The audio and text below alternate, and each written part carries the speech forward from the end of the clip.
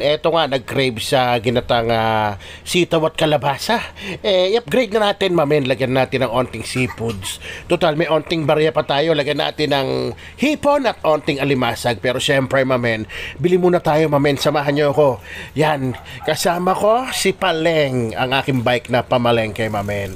Ayan, talagang loves na loves ko yung bike ko na yan kasi nakapamalengke ka na, nakapag-exercise ka pa.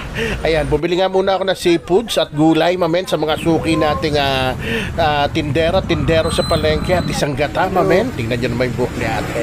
Parang si Goldilocks pero napakabait niyan. Ayan ang basket ni Paleng. Siyempre, since nandito na rin tayo at malapit ang simbahan dito, dasal-dasal naman tayo pag may time, mamen. Magpasalamat tayo sa kanya sa mga blessings, maliit man yan o malaki, goods na goods yan, mamen. At eto na nga, nakauwi na tayo. Simulan na natin. Tumira nga rin pala ako ng malunggay dyan. Duno, ayun. Yun nasa likod ko. Pero nagpaalam ako, ha. Yan. Gisa na tayo, mamen. Onting tamantiks lang. Tapos lagyan natin ng luya. Ito na yung mga aromatics, mamen. Lagyan mo ng sibuyas. Alam mo na yan. Gisa-gisain mo lang yan. Pag pinagpawisan na yung sibuyas o nilabasan na, goods na yan. At lagay nyo na yung bawang. Onting kamatis lang, mamen. Pag wala, okay lang. Pag gusto mo dagdagan, no problem. Pampasarap din yan. At yan, gisain lang natin hanggang lumabas lahat ang lasa nila.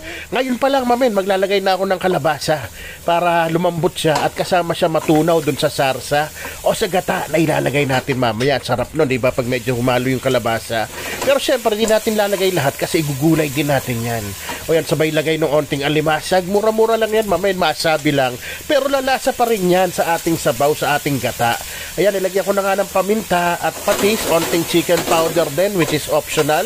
At dire-diretso lang ang gisa, ang sangkot siya, mamen, para talaga lumabas yung lasa ng ating alimasag. Kasi ang alimasag, hindi naman basta-basta mo-overcook yan. Yung hipon, pwede pa. Pag na-overcook kasi yung hipon, mamen, ayan, nilagay ko na nga, didikit yung balat niya sa laman, mas mahirap sa balatan. Pero ikaw, kung kumakain ka ng balat, kamukha ko, okay lang yon. O yan, nilagay ko na nga yung gata natin, mamen. Ayan, tapos yan na rin yung pangalawang piga, onti lang nilagay ko. At pakuluan lang natin yan, mamen, hanggang maluto sila. Sama na rin natin yung mga gulay natin. Ayan, kalabasa, mamen, at yung sitaw. O yan, ano nga ba sa Ilocano ang sitaw? O bahala ka na, baka sabihin mo, bastos na naman si mamen. O yan, dinagdagan ko rin ng onting patis kasi tinikman ko medyo bang mata at siling green. O mamen, kung nandiyan ka pa, ibig sabihin, nag-enjoy ka na sa video natin, ha? Baka pwede mo naman kilitin si mamen ng onte, pa-like and share, pahag, mamen. At paki-comment kung saan ka nanonood ngayon para naman malaman ko kung saan nakaabot tong video ko na ginatang seafoods with kalabasa at sitaw, mamen, na paluto na. Kaya naman yung kanin ko, pinasando ko na sa asawa ko, umuusok-usok pa. Habang nilalagay ko yung malunggay, mamen, dahil dahon na yan, alam nyo na yan, paluto na yan. Kaya naman, isisigaw ko na. Rapsa! Men,